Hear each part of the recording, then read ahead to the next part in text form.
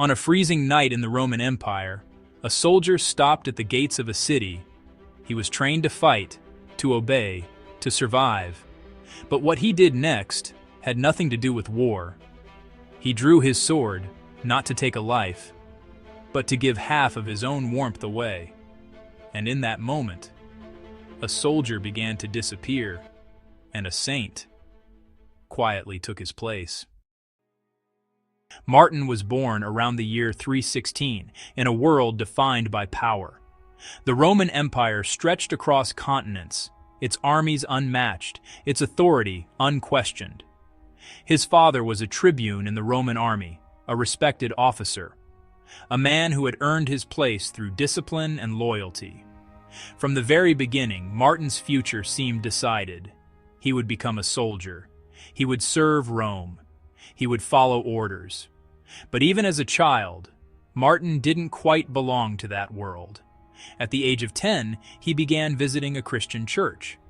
Not because his family pushed him, in fact they didn't, but because something in him responded.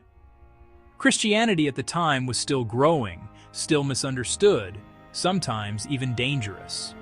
And yet, Martin felt drawn to it, not to power, not to status, but to something quieter, something rooted in compassion.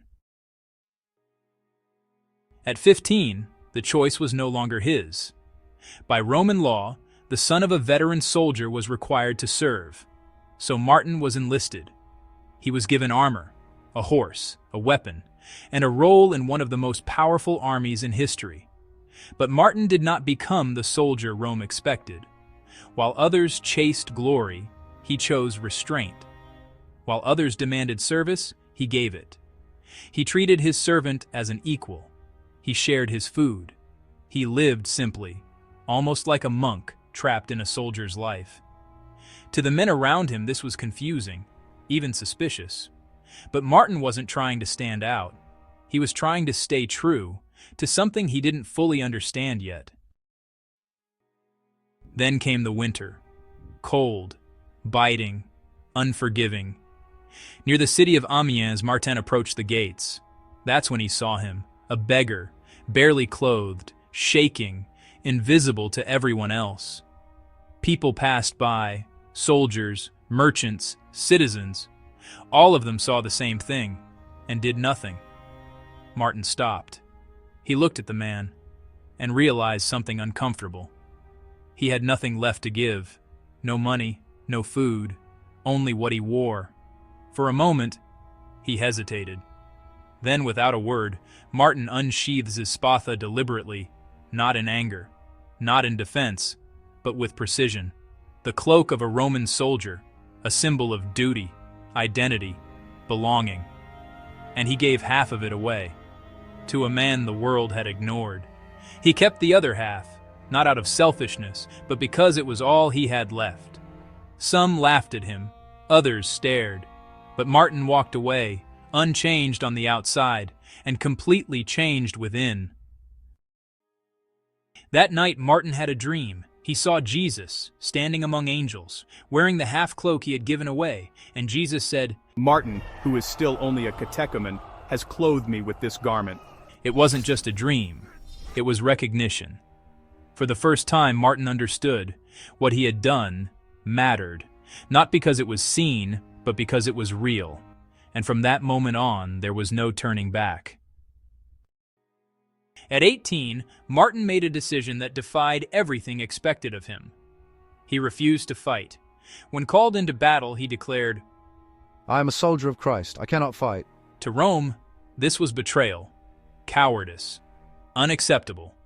He was even accused of avoiding battle out of fear. So Martin did something radical. He offered to stand unarmed on the battlefield. No shield, no weapon, only faith.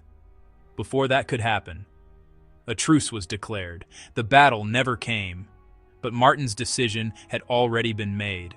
He left the army, not in disgrace, but in conviction. Now baptized, Martin entered a completely different life. He became a disciple of Hilary of Poitiers, one of the leading Christian figures of the time. He lived as a monk, in simplicity, in discipline, in prayer. But Martin was not meant to stay hidden. He traveled, preached, challenged old beliefs, not with force, but with presence. He became known for his courage, not in war, but in conviction. He confronted pagan practices, helped the poor, built communities, and slowly his influence grew. Eventually, the people of Tours wanted him as their bishop, but Martin resisted. He didn't want status. He didn't want power. According to tradition, he even hid to avoid being chosen, but he was found and appointed bishop anyway. Yet even then, he refused to change who he was. He did not live in luxury. He did not surround himself with wealth. Instead, he lived like a monk, even as a bishop, traveling, teaching, serving.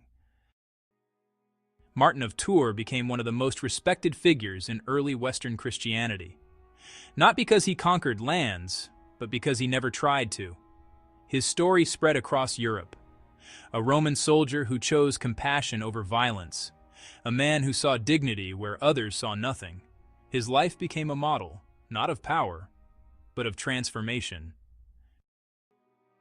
In the end, Martin didn't change the world by force, but by refusing to become what the world expected of him.